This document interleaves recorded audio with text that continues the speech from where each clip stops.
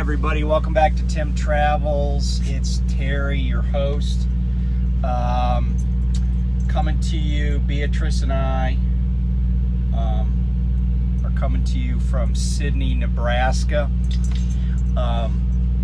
where it's like quite breezy and like 100 degrees. So basically the convection oven has followed me from Salt Lake City. Is that in your way, Missy? Here, let me move that. Sorry. I left a pillow on her chair and she was taking exception to it. Yeah. So Sidney, Nebraska is out here in the panhandle of Nebraska. It's in Cheyenne County, Nebraska. And it was named after a guy named Sidney Dillon, which is really weird because why wouldn't you name it after your last name? Like Sidney, that was somebody's first name. Could have been Sidney Crosby or that Sidney lady that was one of Trump's lawyers. You know, I don't know why he didn't use his last name. I mean, there is a Dillon up in Montana, but anyway, the guy was with Union Pacific Railroad. And up until not too long ago, Sidney was known as the global corporate headquarters of Cabela's. And I used to shop at Cabela's back when Sidney was their only location, their only store. It was not only the flagship store, it was the only ship store, and everything was done mail order. But back in 2017, they merged with Bass Pro Shops, which really was more like Bass Pro Shops took them over, because Sidney lost 2,000 jobs at Cabela's when that merger happened, and all of the stuff was transferred down to Springfield, Missouri, where Prime is headquartered, but also where Bass Pro Shops is. And just to put that in perspective, the population of this town is only like 6,700. So 2,000 jobs was an enormous blow to the local economy. I mean, I don't think I could exaggerate, even if I wanted to, how devastating that must have been for the local economy. And that actually happened back in 2017.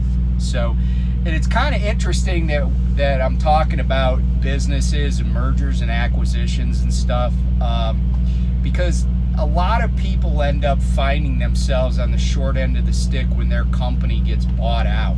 Now, it certainly happens in the trucking industry, and I've said this before, when a company is acquired, when you work for a company that's being acquired, there's a very good chance that if you look around at the people in your office or where you work or whatever, that a lot of you are going to be looking for work in the not too distant future.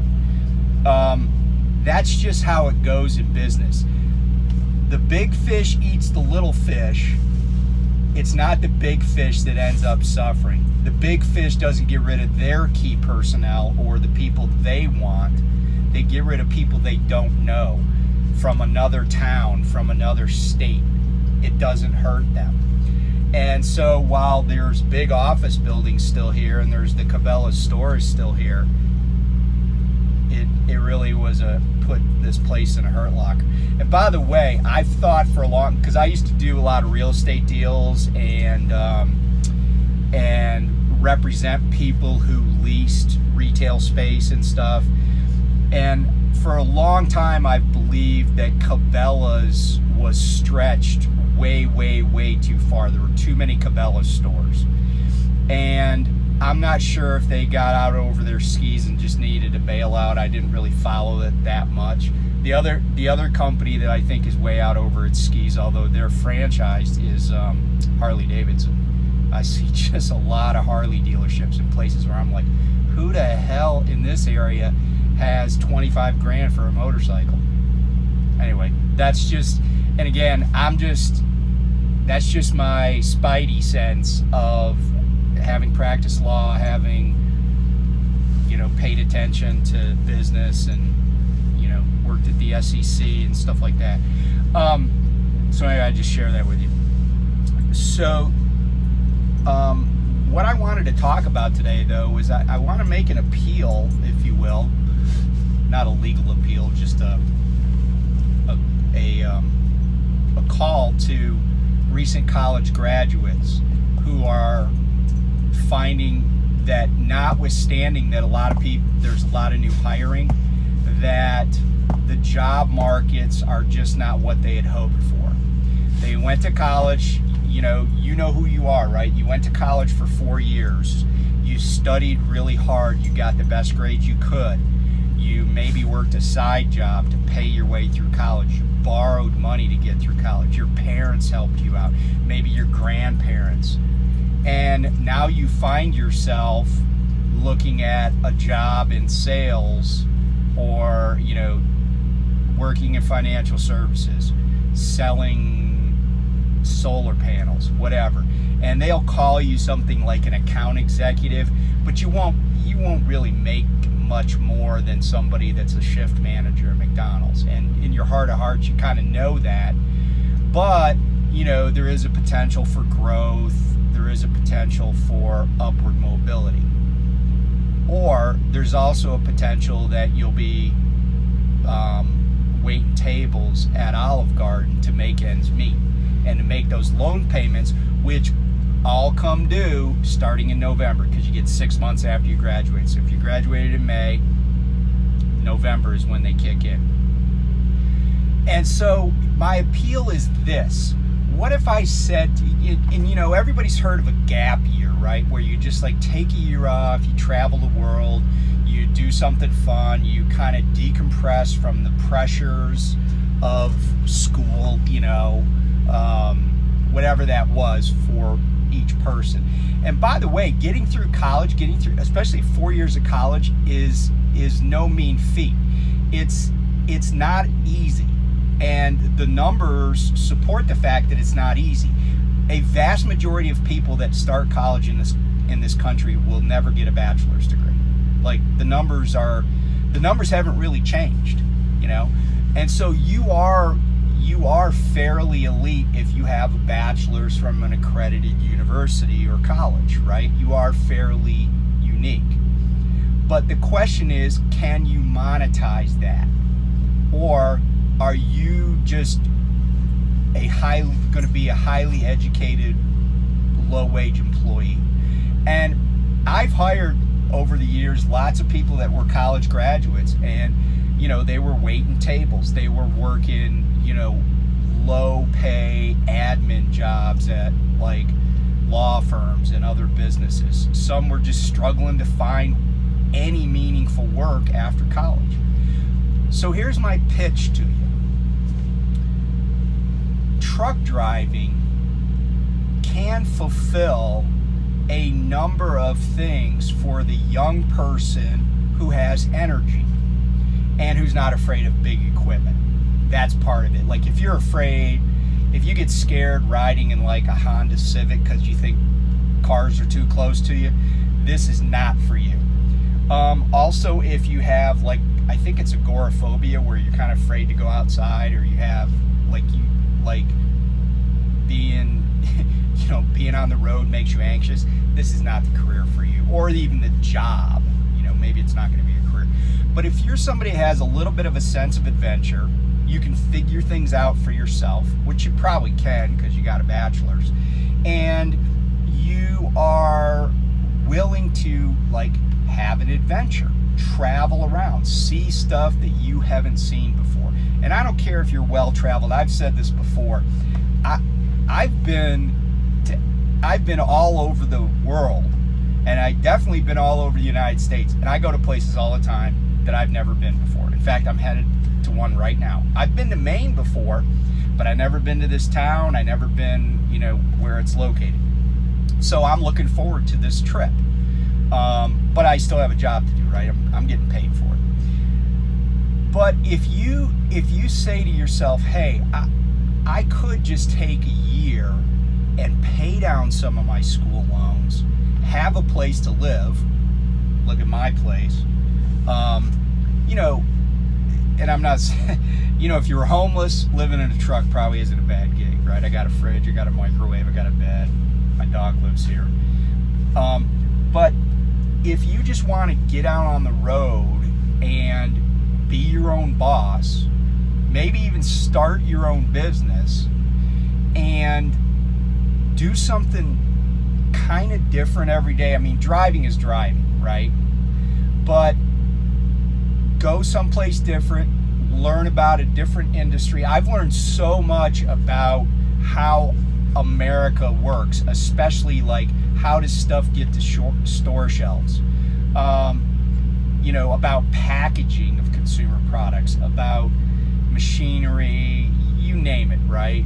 Food process, food production, different things, whether it's canned goods or perishable vegetables, meats, whatever. I've learned a lot about our country driving a truck, and I don't think that you'd be necessarily disappointed with the experience. You'd learn something new. You'd actually get a license to do something that can be fairly lucrative. Within a couple of years of having a CDL, you can, if you apply yourself and you're responsible and you don't, wreck trucks and you don't get speeding tickets and stuff like that, you can easily make 80 grand a year. I say easily. You're going to have to be over the road, but everybody's hiring. Everybody in this industry is hiring. I can't think of any trucking company that's like, oh yeah, no, we're not accepting any employment applications at this time. The only reason that you would get that is if you had zero experience and somebody, if you don't have a CDL, then yeah, you will get that. Now we can't hire you. But if you have a CDL and you have a year of experience even, the world is your oyster. Okay? So and by the way, don't say to yourself, oh, well, I'm a college graduate, that's a blue collar job, right? It's a blue collar job because you don't have to wear a coat and tie, right? I'm wearing a t-shirt and shorts. I used to have a job where I had to wear a coat and tie every day. But here's what I've learned over the years. People that wear coats and ties to work don't necessarily make more money than the blue collar guy. If the blue collar guy has a skill or gal, because there's lots of women in trucking now, if they have a skill that's useful and in demand, they're going to make good money. I practiced law for quite a while, but guess what? I kind of suck at plumbing. I don't know how much we've paid plumbers over the years, but all I know is when we needed a plumber, we were willing to pay him like he was an attorney or a doctor. Same thing with car mechanics. If you can make people's cars go, you will always have a job. And it's true about having a CDL. So anyway, if you're a recent college graduate, you're welcome to reach out to me, obviously, but just think about it for a minute. Just think about what's available to you and ask yourself, do you really want to be working in a call center? Even if you're a supervisor, do you really want to be an account executive, right? Do you really want to be the low man on the totem pole at you name it, right? And if the answer is no, and you're looking for something different, you're looking for a little bit of adventure, then maybe this is for you. I was in, just to give you an idea, heck, I can't even remember. Like I was in Atlanta, then I went to Texas, then I went to Utah, then I went to California, then I went to Idaho, now back to Salt Lake City, now I'm here. And really, if I'd have wanted to take some time in between those loads that I had, I could have spent, I could have just bobtailed somewhere because, this is my business. And, like you see people on YouTube, they go to Vegas, they go here, they go there. It's not a bad gig, especially if you don't need to be like planted somewhere, or you don't need to be planted somewhere every day. And so, you know, give it a thought. Do some research. You're all bright people. You all finished 4 years of college. Give it some consideration. As always, you know, if you like what you hear, please subscribe. If you don't, please subscribe. Like, comment. I answer any queries that people have. My email address is in a lot of the comment sections, and I'll leave, or excuse me, the description sections, and I'll leave it in today. And if you got a question, or even if you're looking for a career change, not just coming straight out of school, but you're looking for a career change, it's not a bad. It can work for people.